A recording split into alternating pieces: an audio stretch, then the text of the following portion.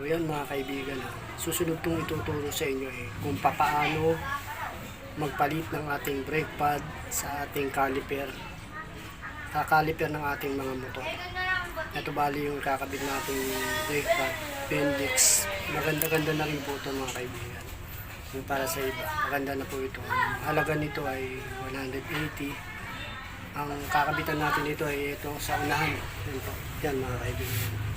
Bali ang gagamitin naman natin po dyan apat lang naman.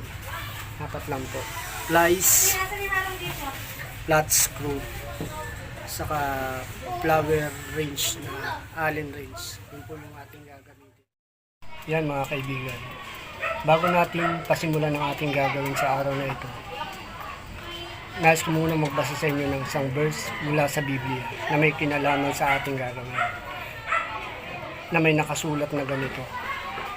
Ito ay mababasa sa 1 Pedro 3 at 10. Sapagkat ang magnais umibig sa buhay at makakita ng mabubuting araw ay magpigil ng kanyang dila sa masama at ang kanyang mga labi ay huwag magsalita ng daya. No, mga kaibigan, kung paano yung ating mga motorsiklo na ating sinasakyan ay may preno, gayon din naman tayo mga kaibigan. Kailangan din natin ng preno. Kaya nga po na nakasulat dito, magpigil ng kanyang dila sa masama. Kaya dapat kung paano merong preno ang ating motor, meron din po tayo. Yan po yung mababasa natin sa 1 Pedro 3 at 10. Okay guys, umpisa na po natin. So ayan mga kaibigan, start na po tayo. Una po ay luwagan natin itong ating bolt na kailangan po natin dito yung Allen wrench na flower. Yan po, luwagan po muna natin siya ng konti.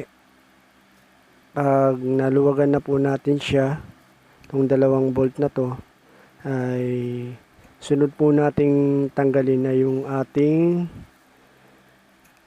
clip sa ating pin. Siya po yung pinaka-lock. Yan po yung lock sa ating pin,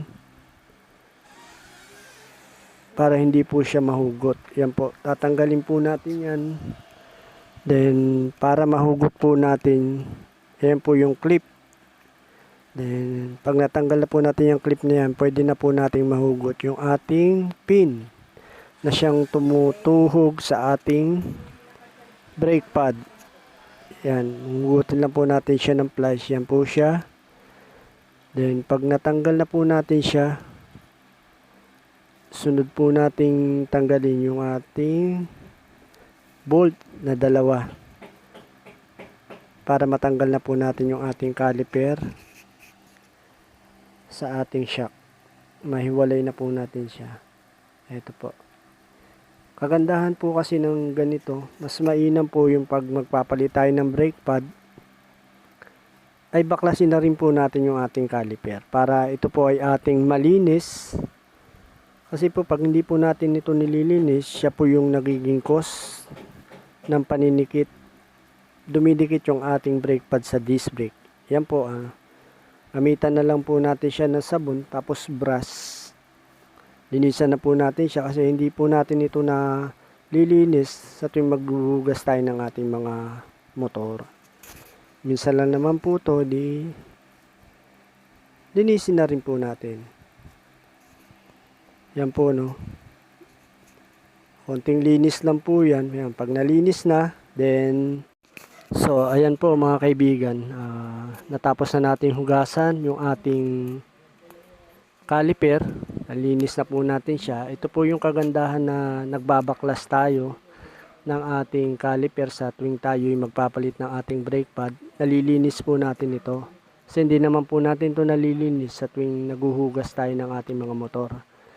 Ito pong ating tinatawag na bracket na may nakakabit na friction boot. Yan po, yan nilalagay natin ng grasa. Friction boot po ang tawag dyan. Kailangan po natin yan lagyan ng grasa.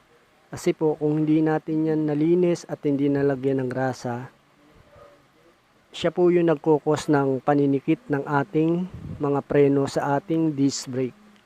Kadahilan ng hindi siya nakakabalik yung ating brake pad. Yan po mga kaibigan. Yan. Tumutulak po kasi yan sa tuwing namimreno tayo, tapos babalik po siya.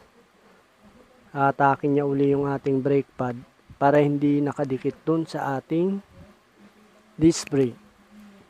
Yan. Yan po yung galaw niya. Kaya napakaganda po kung magbabaklas tayo ng ating preno sa tuwing magpapalit tayo ng brake pad. Malilinis natin yan, mga kaibigan. Yan. Pag ikabit na natin yan, sunod na nating ikabit yung ating pong tinatawag na anti-rattle spring. Yan po natin ikakabit yung ating anti-rattle spring kung tawagin. Yan po siya, mga kaibigan. Yan po yung anti-rattle spring. Siya po yung pinaka-guide ng ating brake pad. Yan po tumutungtong yung ating brake pad. Yan po. Bali yan po yung una natin kakabit. Yung malapad na yan. Papasok po natin doon sa pinakagatla na yon. Doon po siya nakakapit. Nakatukod. O nakatukod. Yan. Tapos sunod po natin itong isang kaparis niya. Pataob po yung kabit niyan. Yan. Tapos isusuot po natin isang butas doon sa ating friction boot. Sa ating bracket. Na nakakabit sa ating bracket. Yan, magkatapat po yan, no? Tapos, tanggalin muna natin, ulitin natin, una nating ikakabit yung nasa baba. Yun, tapos yan natin dun sa may gatla. Tapos sunod natin itong isa. Sana makuha nyo ito. Napakasimple lang naman po nito. Yan, mga kaibigan. Tapos sunod natin ikakabit yung ating pin.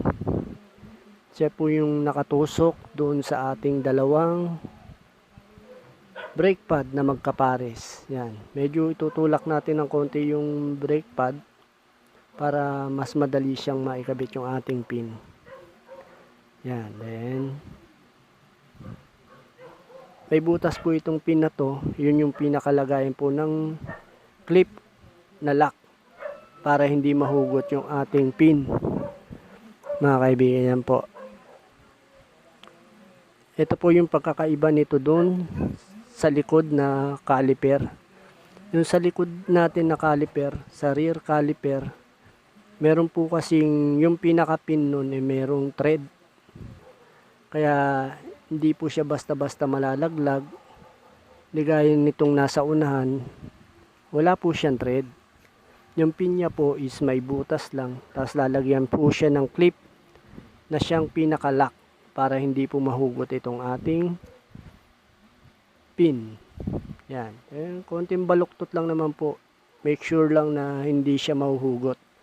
Yan. Then, tapos, pwede na natin siya ikabit sa ating disc brake. Yan po. Yung pagitan po ng dalawa nating brake pad, ipapasok po natin dyan sa ating disc brake.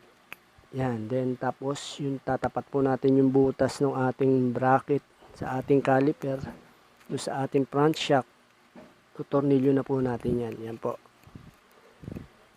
Tutornilyo po natin yung dalawang butas niya na may thread ng ating bracket sa ating caliper. Yan, tapos make sure na tama yung higpit niyan, mga kaibigan, kasi pagka maluwag po yan, papalag-palag po yung ating preno sa tuwing tayo mamemreno. Yan. Higpitan lang po natin ng tama yan, mga kaibigan. Huwag po nating hayaan yan na maluwag. Kasi pag maluwag po yan, papalag-palag po yung ating preno. So, ayan mga kaibigan, no? Tapos na po tayo. Halos tapos na. Testing na lang po natin kung gumagana siya. Yan. So, gumagana naman po siya. Mga kaibigan, ayan. So, makapit po yung ating preno. So, ayan po mga kaibigan. Sana po sa ginawa po nating video na ito ay meron po kayong natutunan Kung meron man po kayong natutunan sa hindi pa po nagsusubscribe, pasubscribe naman po, then like and hit the notification bell para lagi kayong updated sa aking mga gagawin na susunod na mga video. Hanggang dyan lang po, and to God be the glory sa ating lahat, mga kaibigan.